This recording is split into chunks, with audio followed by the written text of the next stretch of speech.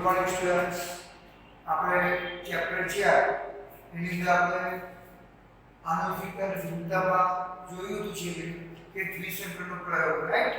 દ્વિસંકરણનો પ્રયોગ જે મેન્ડલ નામના વૈજ્ઞાનિકે બે ભિન્ન પ્રકારના લક્ષણો ધ્યાનમાં રાખીને અને આપણે એને સૂચવ્યું હતું બે ભિન્ન પ્રકારના લક્ષણો એટલે ગોળ બીજ અને પીળા બીજ, બીજા લક્ષણો ખરબચડું બીજ અને લીલા રંગના બીજ. હવે આ બે બંને બીજો વચ્ચે પીટુ પેઢી વચ્ચે ફલન કરાવ્યું તો F1 પેઢી આપણને F1 પેઢી જે પ્રાપ્ત થઈ એની વચ્ચે સ્વફલન કરવામાં આવ્યું તો F2 પેઢીમાં આપણને 16 સંતતિ પ્રાપ્ત થઈ. એમાં 9:3:3:1 પ્રમાણ પ્રાપ્ત થયું. આ જે 9 હતા એ ગોળ પીળા હતા, ગોળ લીલા હતા, ગોળ ખરબચડા લીલા હતા, ગોળ પીળા હતા અને એક ખરબચડા લીલા પ્રાપ્ત થયા હતા. હવે આપણે આગળ જોઈશું સહલક્ષણતા અને પુનઃસંયોજન. સહલક્ષણતા કોને કહેવાય અને પુનઃસંયોજન આપણે આ દ્વિસંકરણના પ્રયોગ પછી પણ આપણે આગળ જોયું હતું કે આનુવંશિકતા રંગસૂત્રીયવાદ. આનુવંશિકતા રંગસૂત્રીયવાદ છે એમાં ત્રણ વૈજ્ઞાનિકોએ કે મેન્ડલે જે 1865 ની અંદર જે પ્રકાશિત કર્યું હતું જે લક્ષણો એ આધારે તે પ્રકાશિત ન થઈ શક્યા, પરંતુ 1907માં એ પ્રકાશિત થયું. કેમ કે તે વખતે સંચાર માધ્યમ અને બીજા અનેક કારણોસર એ પ્રકાશિત થઈ શક્યું નહીં. વટાળાના જે દ્વિસંકરણ પ્રયોગ પણ એને 1907માં જ્યારે ટેકનોલોજીનો વધારે પ્રમાણમાં ઉપયોગ થયો ત્યારે ત્રણ વૈજ્ઞાનિકો દ્રવિસ, વોરેસ અને થિયોડોર ગૌરી આ ત્રણ વૈજ્ઞાનિકોએ આગળ તપાસ કરી અને માહિતી આપી કે રંગસૂત્રો દ્વારા જનીનોની અદલાબદલી થાય અને લક્ષણો પ્રાપ્ત થાય છે. હવે આજે આપણે જોઈશું સહલગ્નતા અને પુનઃસંયોજન. હવે કાલે આપણે છેલ્લે પોઈન્ટ જોયું કે મોર્ગને ડ્રોસોફિલા નામની મેલેનોગેસ્ટર, ડ્રોસોફિલા મેલેનોગેસ્ટર જે નર અને માદા માખી છે. જો આ ડ્રોસોફિલા મધમાખીનું નામ છે એ તમને ગુજકેટમાં પૂછી શકે અને બોર્ડની એક્ઝામમાં પૂછી શકે કે કઈ મધમાખીનું મોર્ગન અને તેના સાથીઓ દ્વારા એનું જે સહલગ્નતા અને પુનઃસંયોજનને સાબિત કરવામાં આવ્યું હતું. સહલગ્નતા એટલે શું? તો ડ્રોસોફિલા એ મેલેનોગેસ્ટર છે કે નર અને મધમાખી છે. તો મોર્ગન અને તેના સાથીઓએ લિંગ સંકલિત સજીવોના અભ્યાસ માટે મોર્ગને ડ્રોસોફિલામાં ઘણા બધા દ્વિસંકરણના પ્રયોગો કર્યા. જો જ્હોન મેન્ડલે વટાળાના છોડ પર પ્રયોગ કર્યા હતા માણસની પર. હવે આ મોર્ગન અને તેના સાથે શું કર્યું? પ્રાણીઓ પર, ડ્રોસોફિલા નામની મધમાખી છે એની પર એમણે પ્રયોગ કર્યો દ્વિસંકરણનો. એટલે મોર્ગને શું કર્યું? પેલા જેવું સેમ છે, વટાળામાં જેવા બે ભિન્ન લક્ષણો હતા એક બસ એક જાતિમાં નર અને માદામાં સેમ અહીંયા પણ સેમ એવું છે. અને મોર્ગને શું કર્યું કે પીળા શરીર જો યાદ રાખજો અને સફેદ આંખોવાળી માદા માખીનું સંકલન કોની સાથે કરાયું? બદામી શરીર અને લાલ આંખોવાળી નર મધમાખી સાથે સંકલન કરાવ્યું. જો સેમ છે દ્વિસંકરણ પ્રયોગ. જ્હોન ગ્રેગર મેન્ડલે વનસ્પતિમાં વટાળા છોડી દીધું. અહીંયા મોર્ગને તેના સાથીઓએ ડ્રોસોફિલા નામની મધમાખીમાં નર અને મધમાખી લીધી. એમાં માદા મધમાખી છે એનું પીળા શરીર અને સફેદ આંખોવાળી લેવામાં આવી અને નર મધમાખી છે એમાં બદામી શરીર અને લાલ આંખોવાળી નર મધમાખીનું બે વચ્ચે સંકલન કરવામાં આવ્યું. હવે જો આપણે મેન્ડલનું દ્વિસંકરણ પ્રયોગ જોયો તો એમાં શું હતું કે દરેક સ્વતંત્રતાએ વિશ્લેષણ થાય છે, વિશ્લેષણ પામે છે. એટલે આપણે કેપિટલ આર અને સ્મોલ આર બસ એ બંનેના લક્ષણોમાં શું હતું કે આપણે સ્વતંત્ર રીતે વિશ્લેષણ પાય છે, છે પરંતુ લક્ષણો તો આપણે કોના જોવા મળતા હતા? જે પ્રભાવીકારક જનીનો હતા તેના છે. અહીંયા એવું નથી થતું. અહીંયા શું થયું કે આ બંને વચ્ચે સંકલન કરવામાં આવે નર અને માદા મધમાખી વચ્ચે. તો F1 સંતતિઓનું ફરી પાછું આપણે એકબીજા સાથે પરફલન કરાવી. બસ એટલે F1 પેઢીમાં પરફલન જો એમને શું જોયું કે બે જનીનોની જોડ એકબીજાથી સ્વતંત્ર વિશ્લેષણ ન પામી. એટલે આપણે જનીનોની જોડમાં કહીએ છીએ કે એને શું જોયું આપણે કે બે જનીનોની જોડ એક એકબીજાથી સ્વતંત્ર વિશ્લેષણ ન પામે. પેલામાં આપણે જમીન જોડ આ લેતા તો એમાંથી એક આર અને પીળા રંગનો આર એમાં વિશ્લેષણ પામ્યું હતું. જ્યારે અહીંયા શું છે કે બે જમીન જોડ એકબીજાથી સ્વતંત્ર વિશ્લેષણ ન પામે. રાઈટ? તેથી F2 નું પરિણામ 9:3:3:1 કરતા અલગ પ્રાપ્ત થયું. એટલે પરિણામ જે આપણે વટાણા છોડનું મેન્ડલે પ્રાપ્ત કર્યું એવું પરિણામ અહીંયા પ્રાપ્ત ના થયું. એનું કારણ શું છે? તો એનું કારણ આ જ છે. બે જમીનોની જોડ એકબીજાથી સ્વતંત્ર વિશ્લેષણ ન પામી. આ ઇમ્પોર્ટન્ટ પોઈન્ટ છે, યાદ રાખજો. પેલામાં દ્વિસંકલન પ્રયોગ વનસ્પતિમાં એની અંદર જે જનીનો છે એકબીજાથી સ્વતંત્ર વિશ્લેષણ પામતા હતા. 50% વિશ્લેષણ પામતા હતા. રાઈટ? જ્યારે અહીંયા બે જનીનની જોડ એકબીજાથી વિશ્લેષણ પામતી નથી. બસ તેથી F2 પેઢીની જે સંતતિનું નિર્માણ થયું તે મેન્ડલના જે દ્વિસંકલન પ્રયોગ હતો 9:3:3:1 બાહ્ય પ્રમાણ એનાથી અલગ પ્રાપ્ત થયું.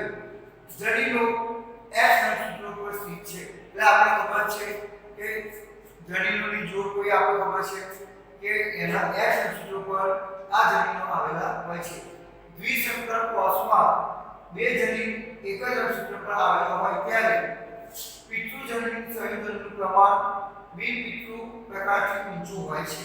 એટલે અહીંયા બંને જનીનો કેમ વિશ્લેષણ સ્વતંત્ર વિશ્લેષણ પામતા એનું કારણ સમજાયું છે કે દ્વિસંકલન કોષમાં બે જનીન એક જ રંગસૂત્ર પર આવેલા હોય ત્યારે એટલે બંને જનીન એક જ રંગસૂત્ર પર આવેલા હોય ત્યારે પિતૃ જનીન સંયોજનનું પ્રમાણ બિન પિતૃ પ્રકારથી ઊંચું હોય છે. બસ એટલે પિતૃ સંયોજન જે જનીન સંયોજનનું પ્રમાણ કેવું છે? બિન પિતૃ એટલે બીજા જે છે એનાથી ઊંચું હોય છે. એટલે જનીનો એકબીજાથી સ્વતંત્ર વિશ્લેષણ પામી શકતા નથી. મોર્ગને તેનું કારણ બે જનીનોનું ભૌતિક સંયોજન અથવા સહલગ્નતા બતાવ્યું. એટલે મોર્ગને એનું કારણ શું બતાવ્યું? ભૌતિક સંયોજન અથવા સહલગ્નતા. એટલે જોઈએ આપણે કહ્યું ને આ કારણે શું થયું? સહલગ્નતા. એટલે બે જનીનો જે છે એ સ્વતંત્ર વિશ્લેષણ નહીં પામતા. કેમ? એકબીજા સાથે ભૌતિક સંયોજનથી જોડેલા હોય છે અથવા સહલગ્નતા પામેલા હોય છે. આ પછી એને સહલગ્નતા શબ્દ આપ્યો. એક જ રંગસૂત્રના જનીનો ભૌતિક જોડાવે છે. બિન પિતૃ સંયોજનની પેઢી માટે પુનઃસંયોજન શબ્દ વાપરો. એટલે જો અહીંયા આવે સહલગ્નતા અને પુનઃસંયોજન. યાદ રાખજો કે મોર્ગને શું કહ્યું? મોર્ગને આપણે જણાવ્યું કે બે જનીનોનું ભૌતિક સંયોજન અને સહલગ્નતા વાપરી. કેમ? કે એક જ રંગસૂત્રના જનીનો ભૌતિક જોડાણો ધરાવે છે. એટલે આ એક જમીન જે છે જોડા એક જ ભૌતિક જોડાણ ધરાવે છે જેને એને સહલગ્નતા અથવા ભૌતિક સંયોજન શબ્દ વાપર્યો. બરાબર? અને જે પિતૃ બિન પિતૃ જનીન સંયોજનો છે એની માટે એને પુનઃસંયોજન શબ્દ વાપર્યો.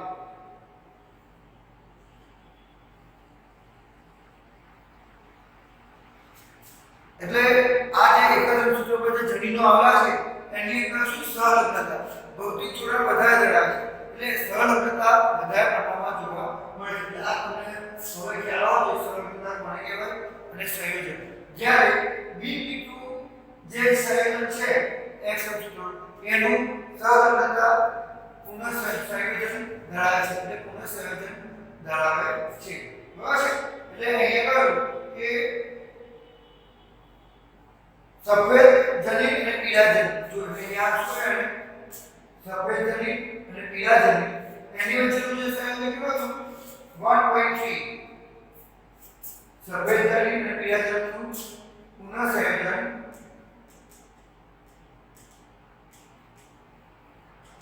1.3% આ 1.3. બસ જ્યારે સફેદ અને લઘુ પાક એનું કેટલું હતું પુનઃસંયોજન 37.2. આનું પુનઃસંયોજન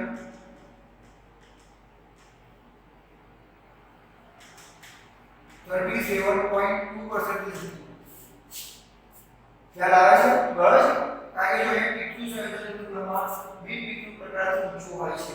જ્યારે પિત્યુટરી છે એનું સંયોજન 37.2% છે, જ્યારે પીળા અને સફેદ આંતરડાનું સંયોજન 1.3% જોવા મળે છે.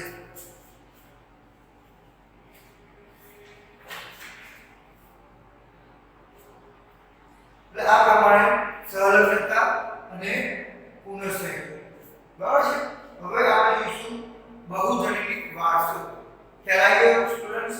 સહલગ્નતા અને પુનઃસંયોજન લિંગ સંકલિત સર્જનીના અભ્યાસ માટે મોર્ગને ડ્રોસોફિલા પદ્માથી લઈને દ્વિસંકરણનો પ્રયોગો કર્યા, જેણે એને માદા પાખીમાં પીળાશરી, સફેદમાં કાપોવાળી, નરમાં બદામી લાલ, પુનઃસંયોજન પેલામાં 1.3%, પેલામાં નરમાં 37.2% પુનઃસંયોજનની શક્યતા જોવા મળે છે.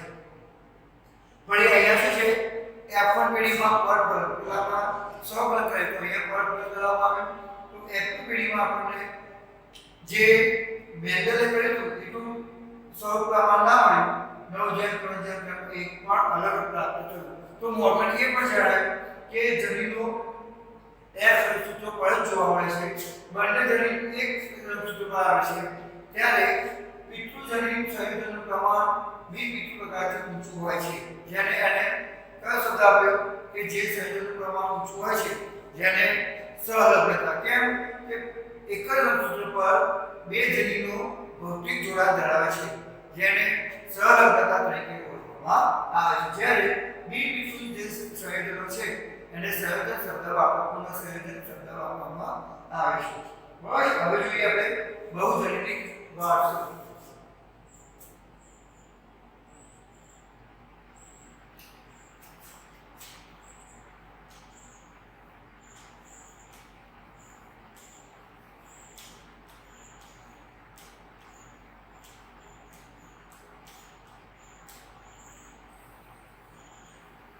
બહુજનીક વારસો. હવે જો મેન્ડલે આપણે જોયું કે કુલ કેટલા લક્ષણો છે? આપણે 7 લક્ષણો. કયા? તો પુષ્પનો રંગ કયો રંગ આપણે એને અપૂર્ણ પ્રભુતામાં જાંબલી પુષ્પ અને સફેદ પુષ્પ. બરાબર છે. એટલે એમાં શું છે કે એ જે અપૂર્ણ પ્રભુતા કેમ કીધું કે એની અંદર F1 પેઢીમાં જે પ્રાપ્ત થયા એ બંનેનાથી અલગ પિતૃ પેઢીના જે બંને ઉદાહરણ અને માદાના લક્ષણો હતા એના કરતા અલગ લક્ષણો જોડાયા. કેમ કે જાંબલી પુષ્પ અને સફેદ પુષ્પ એ બંને લક્ષણોને F1 પેઢીમાં સંતતિમાં જોવા મળ્યું, તો આપણે કયું પુષ્પ પ્રાપ્ત થયું? ગુલાબી પુષ્પ પ્રાપ્ત થયું. બરાબર. ભિન્ન પ્રકારના પુષ્પો હતા. એટલે માનવીઓમાં પણ ઊંચા નીચા લોકો એવા બે અલગ અલગ વિકલ્પો હોઈ શકે નહીં, પરંતુ સંભવિત ઊંચાઈની સંપૂર્ણ શ્રેણી હોય છે. આવા લક્ષણો સામાન્ય રીતે 3 જનીનો દ્વારા નિયંત્રિત થાય છે, તેથી તેને બહુજનીક લક્ષણો કહે છે. એટલે આ પણ આપણે જોયું વૃદ્ધિ જૂથ વિશે આપણે ચર્ચા કરી છે. હવે જસ્ટ ઉદાહરણ આપું કે એબીય વૃદ્ધિ જૂથ છે, એ એબીય વૃદ્ધિ જૂથમાં I જનીન દ્વારા નિયંત્રિત થાય છે. એના 3 એલાય છે, IA, IB અને સ્મોલ I. હવે IA અને IB એ રક્તકણના કોષસ્તરની સપાટી પર પોલિમર પર શર્કરાનું ઉત્પાદન થાય છે, જે IA અને IB માં થોડું ઓછું ઉત્પાદન હોય છે. જ્યારે સ્મોલ I છે એ ઓછા ઉત્પાદન શું હોય બહુવૈકલ્પિક કારક. હવે એ બહુજનીક કારકોમાં પણ સેમ છે કે જનીનો 3 પ્રકારના 3 એલાય ધરાવે છે. બરાબર. એટલે સેમ છે. 3 અથવા વધુ જનીનથી તે નિયંત્રિત થાય છે, ત્યારે બહુજનીક કહેવામાં આવે છે. આનું ઉદાહરણ છે એક માનવ ત્વચાનો રંગ. જો અહીંયા છે માનવ ત્વચાનો રંગ. બસ બહુજનીક વારસો છે એમાં જોઈએ આપણે તો માનવ ત્વચાનો રંગ એટલે કે દરેક એલેલની અસર જોવા મળે. એક કરતા વધારે જનીન. યાદ રાખજો, એક કરતા અથવા એક ના વિપરીત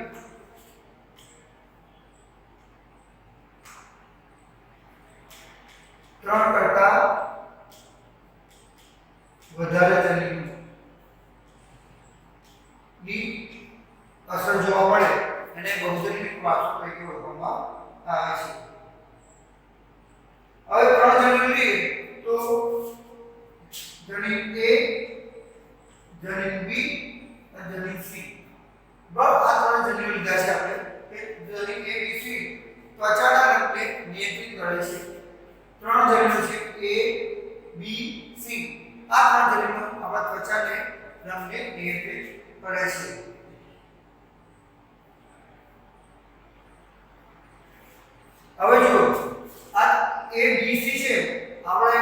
મેન્ડેલા દ્વિસંકરણના એક્સપેરિમેન્ટ પ્રયોગમાં જોયું કે કેપિટલ લેટર છે એટલે કેવા હોય છે પ્રભાવી સ્વરૂપ.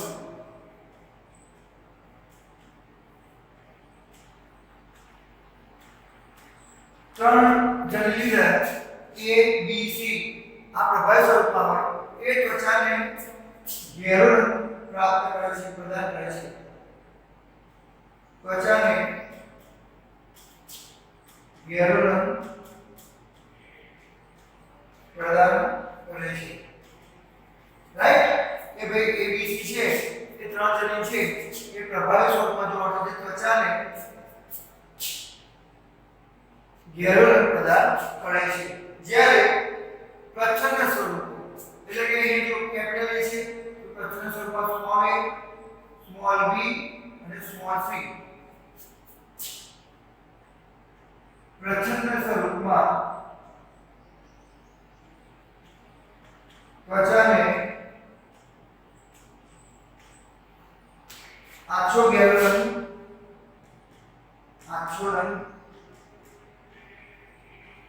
પ્રદાન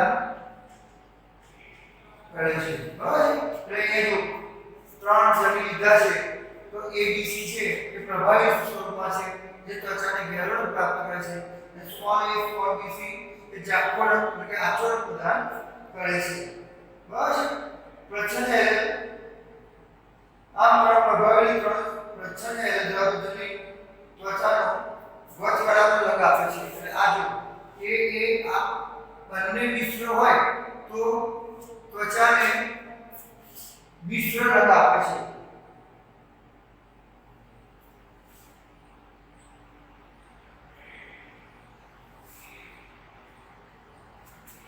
ત્વચાને એટલે આ જો આઈટમ લખી આવે A small a b small b capital C small c આ બંનેનું મિશ્રણ વાળા જે છે જે ત્વચાને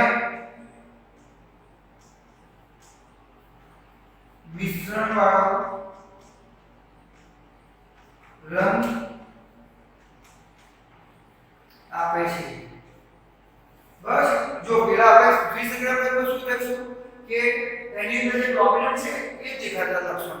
અહીંયા શું છે બંને આ a small a small b capital B small b capital C small c આ બંનેના લક્ષણો મિશ્ર થાય છે તો ત્વચાને મિશ્રણ વાળો એટલે કે વચગાળા વાળો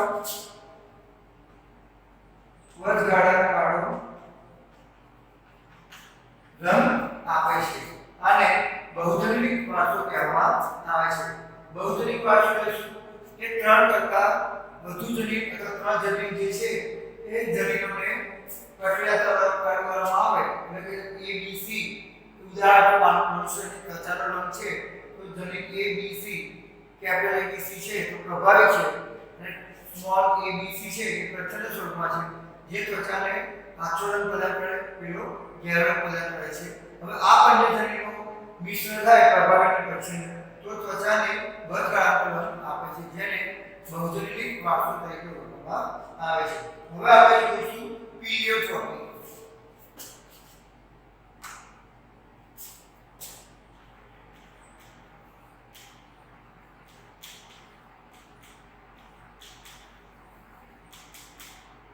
પીલિયોટ્રોપી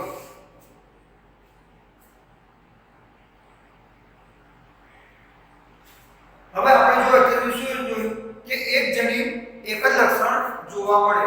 અત્યાર સુધી આપણે જે ચર્ચા કરી આ ચેપ્ટરમાં ભણ્યા છે કે ભાઈ એક જ જનીન હોય તો એમાં એક જ લક્ષણ અભિવ્યક્ત થાય જોવા મળે. હવે એક જ જનીનમાં એક કરતા વધારે લક્ષણ જોવા મળે જેને પીલિયોટ્રોપિક જનીન કહેવામાં આવે છે. તો યાદ રાખજો એક જ જનીન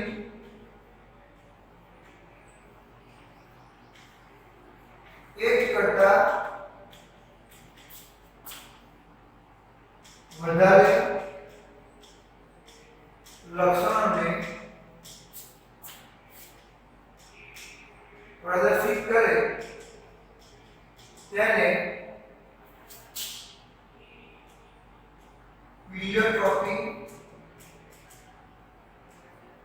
જનીન રહે છે. મોસ્ટ ટાઈમ જે પરીક્ષામાં પૂછાય છે કે બરાબર છે આ વર્ષે પ્લિયોટ્રોપી એટલે શું? 2 માર્ક્સમાં પ્લિયોટ્રોપી છે તમે પરીક્ષામાં પૂછે તો લખી શકો છો કે એક જ જનીન એક કરતા વધારે સ્વરૂપલક્ષી અભિવ્યક્તિ દર્શાવે લક્ષણો દર્શાવે જેને પ્લિયોટ્રોપી જનીન કહેવામાં આવે છે.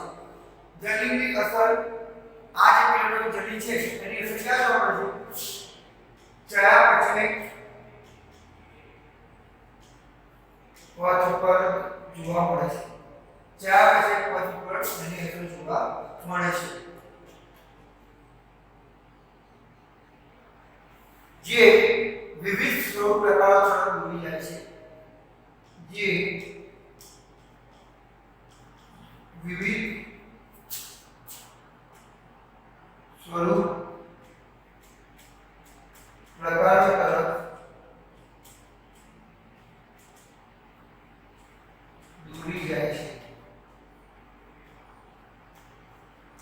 બસ હવે જો આ ફિલિયોટ્રોપી જનીન એટલે શું ખ્યાલ આવી ગયો કે એક જ જનીન એક કરતા વધારે લક્ષણોને અભિવ્યક્ત કરે પ્રદર્શિત કરે જેને ફિલિયોટ્રોપી જનીન કહેવામાં આવે છે. જેની અસર ચયાપચય પથ ચયાપચય એટલે શું? આપણે જે ખોરાક ખાઈએ છીએ અને ચયાપચયની જે પ્રક્રિયા થાય છે એની પર વિવિધ સ્વરૂપે પ્રકાર તરફ દોરી જાય છે.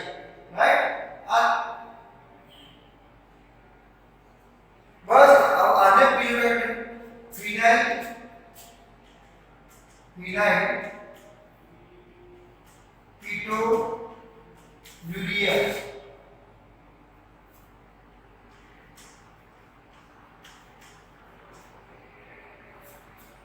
આ રોગ છે. આની માટે પ્લિયોટ્રોપી જનીન જવાબદાર છે જે માનવમાં જોવા મળે છે. આ રોગનું કારણ ફિનાઇલ એલેનિન હાઇડ્રોલિક ઉત્સેચક ફિનાઇલ એલેનિન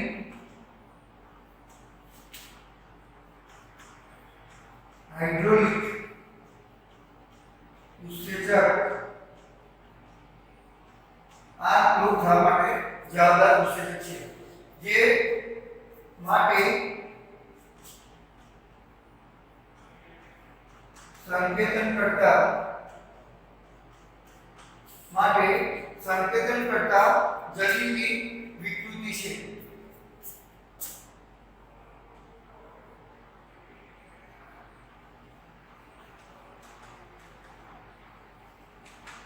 બરાબર છે?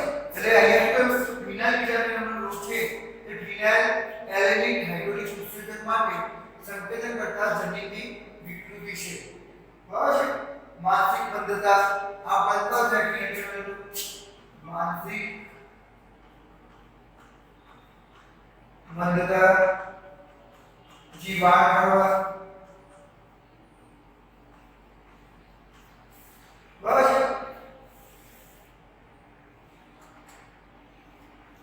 અને ત્વચામાં રંજક કણોને ઘટાડવા માટે જવાબદાર છે. બસ ફિનાઇલ કીટોન્યુરિયાનો રોગ થાય એ કેમ થાય છે? આ જ કારણે બસ ફિનાઇલ કીટોન્યુરિયાનો રોગ ફિનાઇલ એલેનિન હાઇડ્રોલિક ઉત્સેચક માટે સંકેતન કરતા જનીનની વિકૃતિ છે જે માનસિક મંદતા વાળ કરવા અને ત્વચામાં રંજક કણોને ઘટાડવા માટે અભિવ્યક્ત કરવા માટેની જવાબદાર છે. હવે જનીન વિકૃતિ એટલે શું? એ જનીનની જે જોડ છે એમાં ફેરફાર થાય. બરાબર છે? એટલે આપણે સિન્ડ્રોમ કહીએ છીએ, ડાઉન સિન્ડ્રોમ એ પાછળ આવશે તમારે. એટલે એ જનીન વિકૃતિને કારણે આપણને માનસિક મંદતા વાળ કરવા અને ત્વચામાં રંજક કણોને ઘટાડવા માટે અભિવ્યક્તિમાં દેખાઈ આવે છે. આ થયું પ્લિયોટ્રોપી. બરાબર છે? એટલે આજે આપણે શું જોયું? પહેલામાં જોયું તો સંલગ્નતા અને પુનઃ સંયોજન, ત્યારબાદ જોયું બહુજનીનિક વારસો અને હવે આપણે જોયું છે પ્લિયોટ્રોપી. પ્લિયોટ્રોપી શું?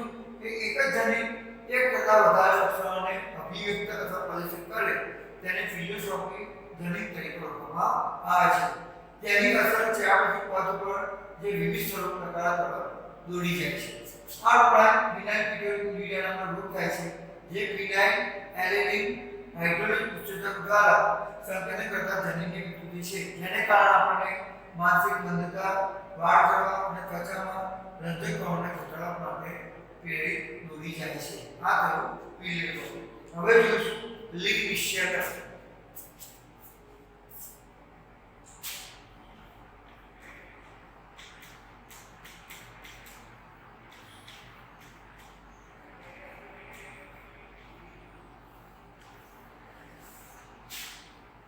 હવે જો લિંગ નિશ્ચય એટલે શું કે હેન્કિંગ નામના વૈજ્ઞાનિકે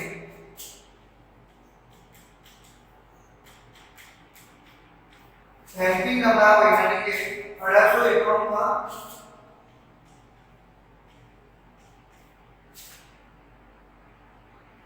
કેટલાક કીટકોના શુક્રકોષો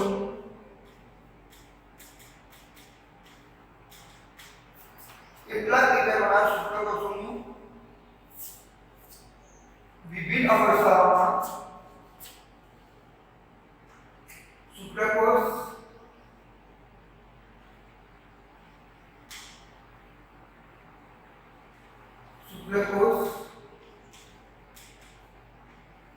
જનનનું વિભિન્ન અવસ્થાઓમાં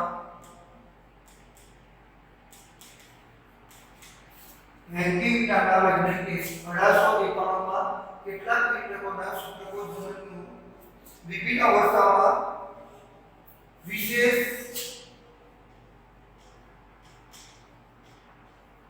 કોષ કેન્દ્રીય રચનાઓ ઓળખી કાઢી. બરાબર. લિંગ વિશ્લેષણ માટે હેન્કિંગ નામના વૈજ્ઞાનિકે 1891 માં કીટકોના શુક્રકોષ જનનની વિભિન્ન અવસ્થાઓમાં એક વિશેષ કોષ કેન્દ્રીય રચના ઓળખી. તેણે જોયું 50% શુક્રકોષોમાં 50% શુક્રકોષોમાં શુક્રકોષ જનન પછી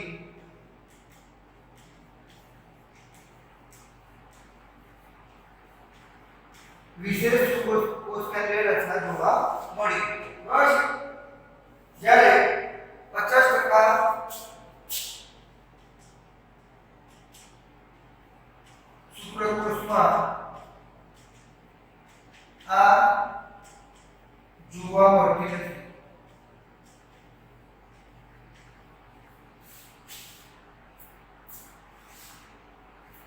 બસ વિશેષ કોષ કેન્દ્રીય જો 50% શુક્રકોષમાં શુક્રકોષ જનન પછી વિશેષ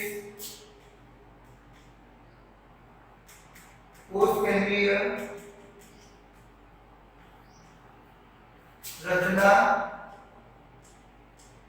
જોવા મળે છે. 50% જેટલા શુક્રકોષોમાં શુક્રકોષ જનન પછી વિશેષ કોષ કેન્દ્રીય રચના જોવા મળે છે, જ્યારે 50% શુક્રકોષોમાં શુક્રકોષ જનન પછી આ રચના જોવા મળતી નથી. હેન્કિંગે આ રચનાને X નામ આપ્યું. હેન્કિંગે આ જે રચના જોવા મળી આ રચનાને X નામ આપ્યું.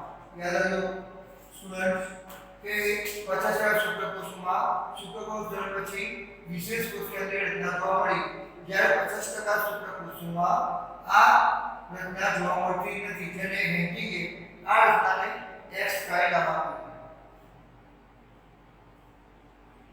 હવે અન્ય વૈજ્ઞાનિકોએ સંશોધન કર્યું તો એને શું કહ્યું કે જે હેન્કિંગે X રચનાનું નામ આપ્યું એ રંગસૂત્ર છે. બસ એ X શું છે? જે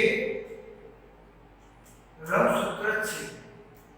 બસ એ રંગસૂત્રને X નામ આપવામાં આવ્યું.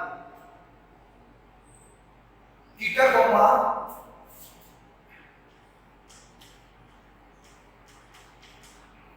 લિંગ નિશ્ચયન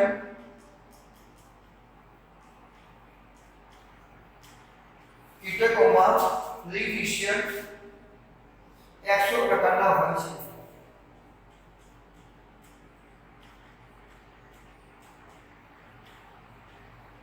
કીટકો છે એમાં લિંગનિષ્યન એક્સો પ્રકારના હોય છે.